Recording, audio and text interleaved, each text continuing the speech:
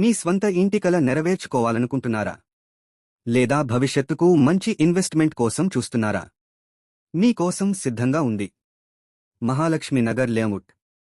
DTCP అప్రూవల్తో పూర్తి విశ్వాసం, భద్రతతో కూడిన ప్రాజెక్ట్.